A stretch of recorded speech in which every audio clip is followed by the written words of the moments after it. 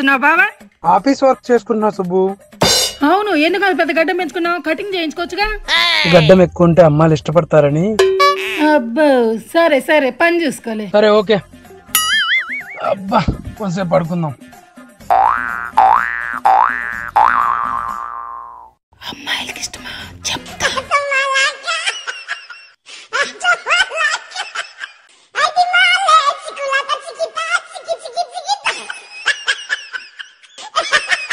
ఏ సుబ్బు, ఏం చేస్తున్నావే?